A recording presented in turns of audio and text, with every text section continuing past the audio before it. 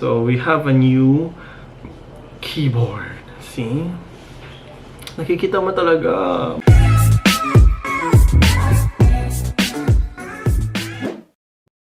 Hello amigos, welcome back to another video guys. In today's video, we're going to have another package from Razer. And thank you Razer for accommodating my order. This is not a sponsored video, but Razer baka naman.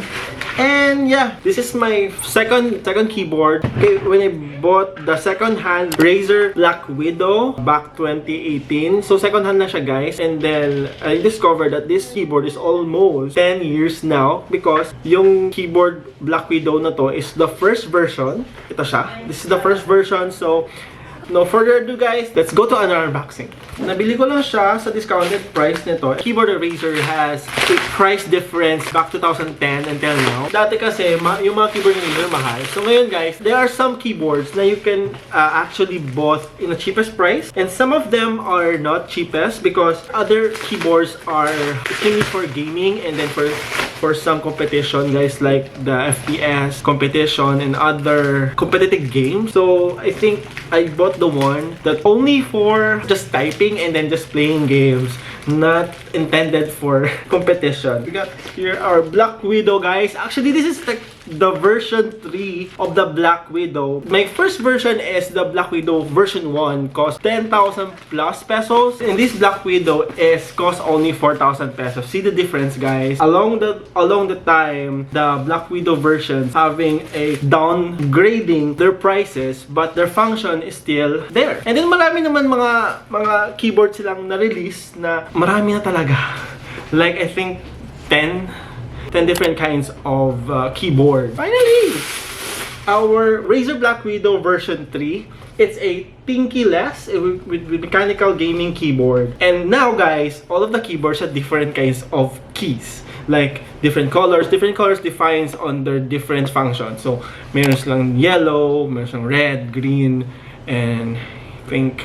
Yeah, that's all. Merong violet. Yung version 3 na to, yung nabili ko siya sa Razer Shopee, yung dalawa lang, yung dalawa lang is the yellow color and then the green color. So the yellow colors is like just a normal keyboard that you can click, but there's kind of a sound. But this keyboard has kind of 100% mechanical keyboard because it's a green one. So yes, I hope na tumagal siya sa akin because my version 1 stayed for me for almost 5 years, and then it's a kind of a second hand, and nagstay siya for 5 years pero yung ibang keys nito is not functioning na. So inside the box we have a cable routing options, we have double shoot abs keycaps, and then the powered by Razer Chroma RGB in the fully controllable keys. And then it's a Razer mechanical switches that's color green for quick precise execution. It's kind of brighter than my version 1 because they have a transparent switch housing for brighter Razer Chroma RGB light. So our Razer is a Razer green mechanical switches that hear and feel the satisfying feedback in every keystroke you make, with a class 9 that offers optimized actuation in set points for better performance when gaming. And then there's a compact form factor for clean up settings. So our version 1 has a different kind of key switches. Around the keycap, hindi ko siya makukuha, like for the space, for the enter, the shift, and then the control. So hindi mo siya madali makuha kasi there's a spring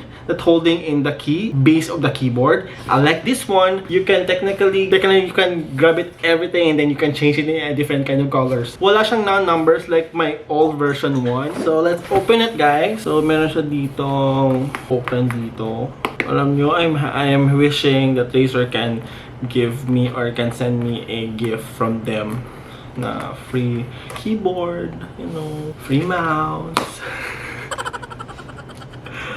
I am hoping talaga guys because I've been a Razer baby since I started streaming guys. So guys, we have here our BlackWidow version 3 tanker keys. Yun! Oh my gosh! Look, it's the same as my old one, pero ito guys, there's no numbers. Finally, this one is more on soundly keys when you click it. So there it is guys. Oh my gosh, it's kind of a smaller one that I have right now.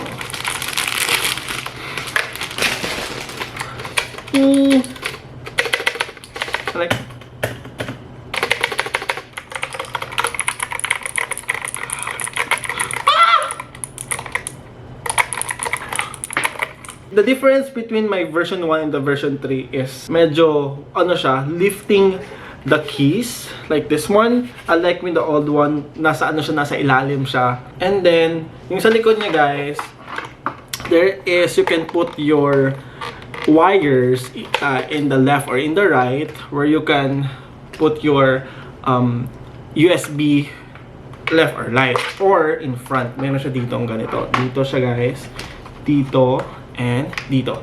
So this one, yeah, of course, it's a new one. So technically, it's very smooth and very easy to work on this. So here's the difference. So ito yung luma natin, compare natin dito. Ayan. So guys, there's no slot for your headset and microphone. Unlike this one, you have the microphone, headset, and a additional USB. And we're going to try this one. So maybe it's going to connect it with our old USB, guys.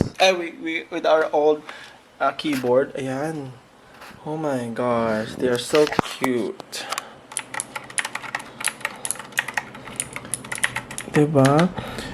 Yung difference niya guys is more on light, very light yung color of the numbers and the detail of the keys. Unlike this one, it's kind of like techno font of the letters, unlike this one, diba? And then very bright siya. So ito na siya guys. Maganda siya guys kasi kind of very minimalist lang siya. And then I'm going to buy a keycaps para dito to turn it like white. And yeah, you can see it, diba? Oh my gosh, I really love this one. Thank you version 1 for the service that you give it to me, to my work, and then to my streaming career. So we have a new keyboard. See? Nakikita mo talaga. Oh my gosh. Yung difference lang nito guys, yung version 1 natin, meron siyang yung light dito. Yung version 3 natin wala. Kasi wala lang. Ewan ko sa kanila. Ewan ko sa kanya bakit walang ganito. And yes, that's all for today's video. And thank you for watching guys. Don't forget to subscribe to my YouTube channel. Don't forget to follow me on Instagram, Facebook, and Twitter account. And see you in my next vlog. Adios mi amigos. Peace out. Bye. I got deja vu when I saw you at a table at a road spot set for two. With that look in your eye when you smile like you always do.